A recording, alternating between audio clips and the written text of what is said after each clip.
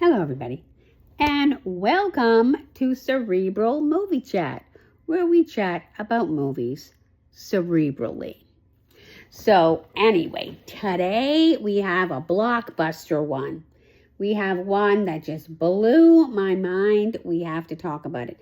Well, I love the movie, but something actually happened that I was watching a video about the movie, and I was like so blown away. And I haven't actually been that blown away about a particular piece in a really long time. And I thought, I have got to tell my loyal viewers. Thank you for being loyal viewers. And as they say, please subscribe. It helps the channel. And me. So anyway, we're going to talk about that.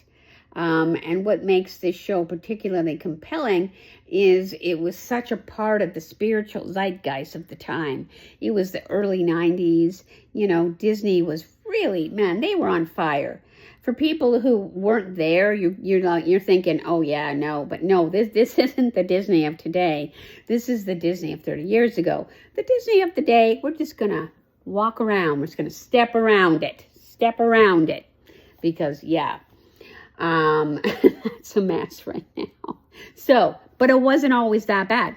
So anyway, so extraordinary and very, very powerful in my life, and I think a lot of people's lives. So I think that's why I need to say this, because I was totally amazingly brainwashed for a really long time about this movie and about the things that happen in it, and because it just meant so much to me, and I think so many other people. And I'm going to see if you might remember what it is. Okay. Does anybody remember who this woman is? Who is this woman? There you go. Well, I got this actually just last Christmas. It's supposed to be a Christmas ornament. Came from Disney. I always wanted this dress so much. Don't you just want that dress? God, I wanted that dress so much, but they don't come in adult sizes. Probably the only dress I actually would wear. So there you go. But anyway, I'm also going to sing, because as you know, we do break into musical interludes from time to time. Tale as old as time, song as old as rhyme, Beauty and the Beast. Well, I ain't no Angela Lansbury, but then I think it was all right. She's awesome. You know, so anyway, it's about Beauty and the Beast, but it just blew me away. And it's from a video. I don't have the exact title, but I think it's easy enough to find. This fellow's making Disney videos, and he's talking about like 18 minutes. We'll talk all about every mental health problem in Beauty and the Beast or other movies, or, 15 minutes, all the Disney movies. So it's something like that. Every dark thing in every Disney movie in 15 minutes. So, yeah, I'm sure you could find it easily enough.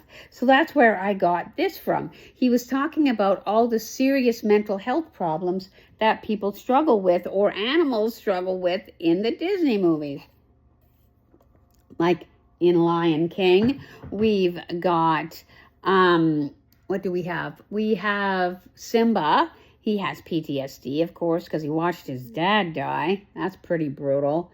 And apparently in Toy Story, which kind of is a Disney movie, I guess, because Pixar, he's got like a narcissistic personality.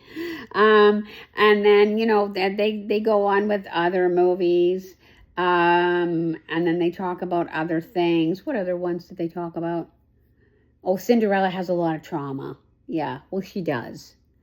Right? And, and Entangled, the poor girl Entangled, I think of Rapunzel, she has agoraphobia because she's never been allowed to leave that tower. So all of these different things, and you're like, really? Is it? But it is. The Beast, for example, has, intermittent explosive disorder, which I absolutely agree with. So, just powerful. And of course, as everybody else did, maybe back 30 years ago, this story meant so very much to me, because I was going through my own particular brand of hell. And this movie just made me feel better. I was young in university, being abused by just about everybody you can think of. So it was really hard. I was in my 20s, and yeah, let's just say women didn't really have a lot of cachet back then. And it was, of course, even worse in the 70s. We were basically property of everybody else. So I was looking for a way out of that too. And they portray Belle as this really strong, powerful woman who can do whatever she wants and fights against, the patriarchy, although we didn't call it back then that. And reads books and, does things and visits the local bookshop and gets the free book and likes to think and likes to do stuff and doesn't like Gaston, who, of course, is the brute and, brainless knuckle dragger guy. That most of the women who are as kind of brainless as he is, love, right? The bimbo girls. And she's definitely not one of those girls. And he doesn't want anybody else. He wants her. And that's the key piece right there. Because actually, up till not that long ago, women were very much considered property of men and their parents and everybody else. And so he's going to have her if he wants her. Clearly, this dude's got some psychopathic issues. So, this sort of whole thing ensues, right, in the story, right, in the original movie, like the Disney movie version. The book, of course, is very different. And obviously, there are spoilers if you haven't seen the movie or read the books or the live action movie or any of the other adaptations. But basically, what happens is her dad, who's kind of a kook and not all there, but very sweet to her, is an inventor, right? And so he goes off to this inventor show in hopes to make some money for them. He doesn't get there.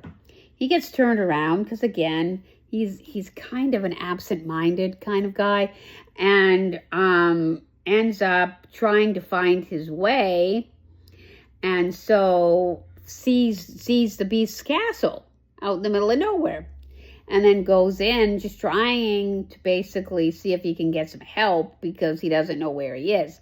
But unfortunately, all the sort of enchanted objects like Lumiere, the candlestick, Cogsworth, the clock, and Mrs. Potts and everything, they all kind of try and help him a little bit anyway. And then the beast comes and he has got some serious problems. What intermittent explosive disorder is, I know my sister has it. We all know she isn't my sister. Is where you get really, really angry, really, really fast, and then you don't really remember. It's like you explode. It's like you're a volcano, and you can hurt people. You can break things. Like you are seriously, like out of a 10, you're an 11. You almost can't see straight. You lose your ability to, regulate your emotions, and you don't even know what you're doing. Right. And then you might not even remember what you did after the mayhem and the chaos that you create. So that's what happens, and he throws Belle's father into, the dungeon, and then she finds out about it because Philippe comes back, her horse, and then she finds out. And then she tries to bargain for his release, which is very brave of her, if you think about it. And he's like, take me instead. And, I guess he was moved a little bit by she said that. And then, of course, her dad gets to go back home. But, of course, his daughter's gone. And then no one will help him because, unfortunately, they're not really very nice people. It's this poor provincial town in France. And they don't like people who are, a little bit different than they are. So nobody will help him. And it's really sad. So he tries to get help, but nobody will help him. And it's really far away, and they have no horse now because the horse is with her. So anyway, what ends up happening is he is initially kind of mean to her, but then the talking objects, the talking furniture and stuff, and, different kinds of household utensils tell him to stop being that way. And so he tries to be kinder to her, but still he's pretty bad. And then all of a sudden, she's terrified, right? All of a sudden, she puts up this brave front about how she's going to do what she wants and whatever, which isn't really, really realistic, because if you're really there, you're probably not going to do that. But again, it's a movie.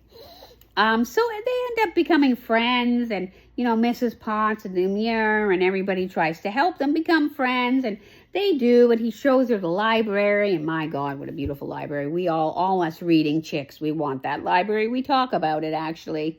We talk about how much we want that library. And so it's beautiful, but it kind of makes her forget a little bit that she's his prisoner. And everybody forgets that, right? Even Disney forgets that, which is kind of weird, because kidnapping is, a crime, right? And nobody seems to remember that. And then he gives her these beautiful gowns, hence this gown, gives her the gown.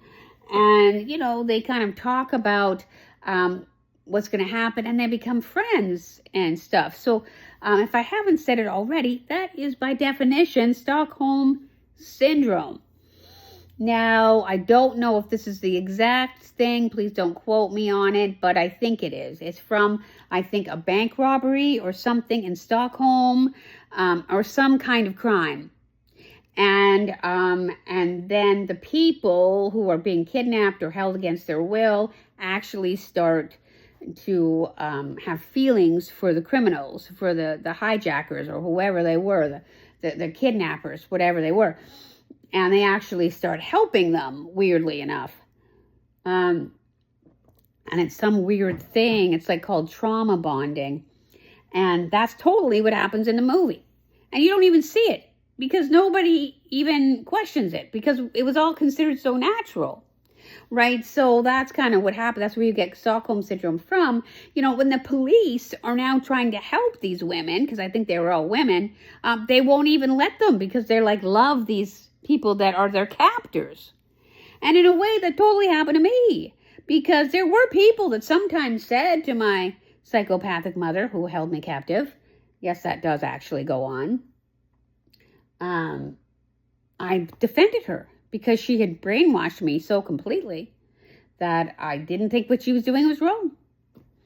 It really was wrong. I'm in not a good way now because of what happened, right? And I just didn't get a movie of the week, But man, what a movie that would have been. Anyway, so that's kind of what happens. And so you see that in the movie. She starts having trauma bonds with him and thinks that he's being good to her when really he kidnapped her.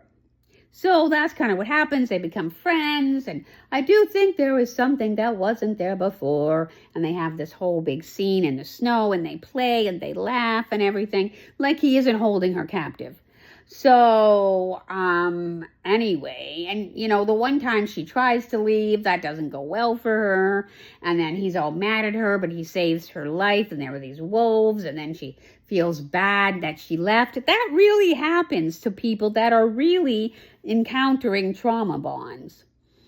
Like, it's frightening. I went to house sit for a friend in my church who also turned out to be bad, but that's a different story. And my mother threw herself on the ground and broke her arm. I mean, maybe she didn't mean to break her arm. And I had to come back and spend the entire summer looking after her, don't you know? And boy, she milked it. So this is the kind of thing that actually happens. And then she had to look after the beast because he helped her. So then she felt guilty. It was this whole big thing. And you didn't really even question it at the time, because women were so taught to do what everybody else wanted. So that's kind of the story in a way. So she's really not this feisty, headstrong, powerful woman at all, right? She's being totally brainwashed by this beast, by this monster, with, emotional dysregulation issues. And they turn it into this romance story, right? Which is really chilling. and vile, if you think about it. And they market it to little girls. So what kind of a relationship are we talking about, right, if that's what we're doing? These are just a couple of the books that I have because, of course, I loved Belle so very much. Belle's Brave Friends. And then there's like them dancing. And then Beauty and the Beast, A Gift of Love. Well, there's nothing loving about this movie, if you look at it that way, right? There's nothing loving about this movie. And that's the really big problem. So anyway, to get back to the movie, what ends up happening is, of course, Maurice can't get help for, but then Gaston, who truly is quite an evil foe, right, decides that he's going to throw Maurice in the local insane asylum and blackmail Belle to marry him. Now, does that sound like somebody who's well-balanced? Does that sound like somebody you want to marry? No, it does not. But he doesn't care if she loves him. He just sees her as a trophy, and that's what he wants. So, then she does run to try and help her dad, and he does let her go, and it's this whole big thing. Because, yes, he loves her, but still, it's messed up. So then they find out that the beast is real, and then they go to kill the beast, but then, really, the theme here is they're the beast, right? Look in the mirror. They're the beast. It's not the beast. They're the beast. He's bad too, but they're the evil that they want to fight. And that's just so true about psychopathy and people who like to project. They're the very thing that they say everybody else is, right? You wouldn't believe what my mother used to call me, and all I did was help her. So, like, basically give my life up for her. What else can you do? Not that she was ever appreciative or grateful for any of it, because she really wasn't, right? And so that's the same kind of thing. It's almost like this demand. So then in the end, he does end up saving, kind of trying to save her, save everybody else. And Gaston, the evil, you know what he is, like, kills him. But she says that she loves him before the last petal of the rose, if you know the story at all. He can only be alive while the rose is blooming, and then when the rose, he can only maybe be a human again, if he gets love before the rose dies, right? And so he does, because that's the curse, right? He was so mean to this sorceress, she cursed him and the whole castle. Right, so she does love him. I do love you. And then everything is spectacular and beautiful and comes back to life. It's a beautiful scene. And the castle is a beautiful castle again. Everybody turns back into people. God, it's so wonderful. They love each other. They're going to get married. It's this whole beautiful thing. The whole castle is now hers. She brings her dad. And it's this beautiful sort of happily ever after story, but you have to really think about what that really is. You don't want to be there. You're not happy to be there. He made you be there. And now what? Now you get to have this big house and this big everything, but you lose your freedom? Isn't that what happens to women like today? So that's just a really shocking thing for me, was that they painted it as this like high, feisty, high-strung woman, but, high, like headstrong too, like, who's really going to do good things with her life. And she even sings. She's like, I want so much more than they've got planned. Yeah, well, what does she get but a guy that basically kidnaps her? And then it's like made okay. And, back in my day, when I was teaching, I would say to my students all the time, be careful what you reinforce, because that's what you're going to get. And how many of us were reinforced by, that's a perfectly normal relationship. That's perfectly okay. It's perfectly okay to have that kind of relationship where the guy basically, abuses you, treats you badly, gives you a little bit of kindness. That's what a trauma bond is. You're so desperate to have any kind of goodness because they're injuring you or starving you or abusing you or, like pimping you out. God knows what they're doing. And then if they give you some food, you're so grateful, right? Because that's the nature of life. You know, trauma is a really bad thing, right? And so that's, you know, you're almost like grateful to them, because I was grateful when my mother and my sister would stop being mean to me for 5 seconds. So that's kind of what happens with her. And then she loves him, but she only loves him because of the messed up thing that was going on, right? So that's so powerful. And I'm like, oh my God, man, I never saw it like that before. That it's not a good story. It's not a good role model for girls, right? She gives up everything. She gives up her freedom and her future and everything for this beast guy, right? Who isn't worth her time. And how many women do that? And then everyone pretends that, oh yeah, I guess you're not really free. And I guess he kind of, you know, kept you captive, but let's marry him. Like, who cares he has a castle? Who cares he has a library? Get your own books. That would be a good role model for girls. Get your own books. Get your own library. Right? Why do you have to endure all this stuff just to have a man? Right? That's the story. That Gaston and the Beast aren't really as different as you think. It's, oh my God, you got to watch. It's so powerful. So anyway, that's my story, and I'm sticking to it. That's my new end line. What do you guys think? I could not believe how powerful that was. So maybe check it out, see what you think. So it's BC Day here. We're celebrating our province, British Columbia, this weekend, this long weekend. So I hope everybody has a good long weekend, and I will see you soon. Bye, everybody.